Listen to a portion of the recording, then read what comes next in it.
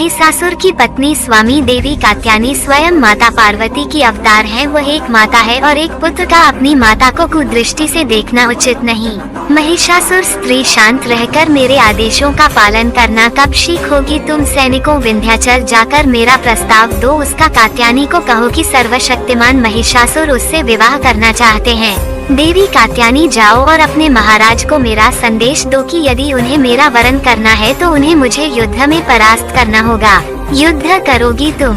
हमारे महाराज देवताओं को धूल चढ़ाने वाले महान असुर महिषासुर। माँ कात्यायनी, वो जो भी है मैं उनके प्रश्न का उत्तर दे चुकी हूँ। मैं करूँगा तुमसे युद्ध और तुम्हें प्राप्त करके महाराज के समक्ष लेकर जाऊंगा। और माँ कात्यायनी उसका वध कर देती है। सावधान हो जाओ, सुधर जाओ और लौट जाओ। और माँ कात्यायनी, महिषासुर अपनी सेना लेकर माँ कात्यायनी के निवास स्थान विंध्याचल पर्वत पर पहुँच जाता है। गणेश, आप जिस पथ पर निकले हैं वह अधर्म का मार्ग है। महाराज, चक्रवात अकस्मात कैसे उत्पन्न हो गया? माँ लक्ष्मी, स्वामी गणेश की यह कैसी लीला है? श्रीहरि विष्णु, ये गणेश की चतुराई है। गणेश महिषासुर की सेना के लिए विघ्नकर्ता गणेश बन गए हैं। यह क्या रक्त की वर्षा है? ये तो अत्यंत अशुभ संकेत है। महिषासुर शुभ अशुभ तो दुर्बलों का अस्त्र होता है। गणेश अनेकों अवसर दिए और सपना में चेतावनी दी मैंने, किंतु आपने माँ से क्षमा नहीं मांगी। महिषासुर, कात्यायनी स्वयं बाहर आओगी तुम या फिर मैं अपने सैनिकों को आदेश दूं ये तुम्हें खींचकर लाकर मेरे समक्ष प्रस्तुत करें?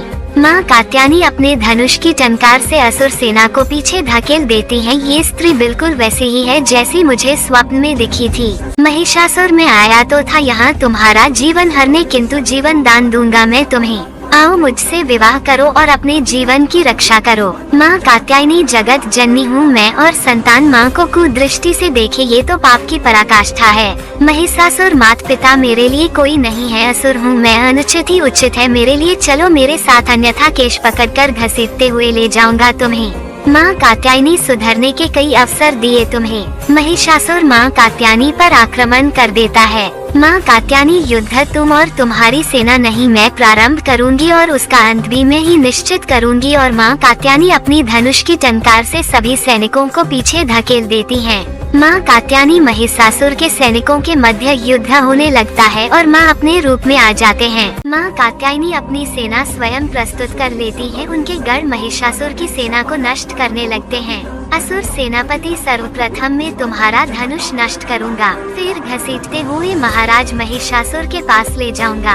माँ कात्यायनी उसे बंदी बना लेती हैं और उसका वध कर देती है। महिषासुर, भले ही तुमने चिक्सुर जैसे सेनापति का वध कर दिया, किंतु अब मेरा सबसे शक्तिशाली योद्धा आएगा। जाओ और उस नारी का अंत कर दो।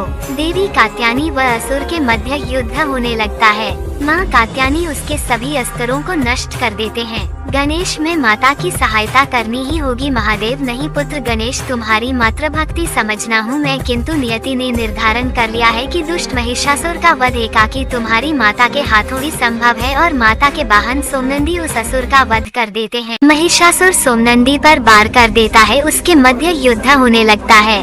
माँ कात्यायनी महिषासुर के वार से सोमनंदी को बचा लेती हैं। महिषासुर, तुम अपने सिंह और गणों को कब तक सुरक्षित रख सकोगी? अब मैं तुम्हारा अंत कर दूंगा।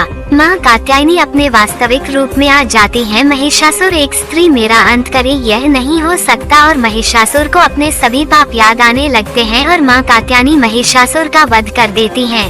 और माँ कात्यायनी का क्रोध बढ़ जाता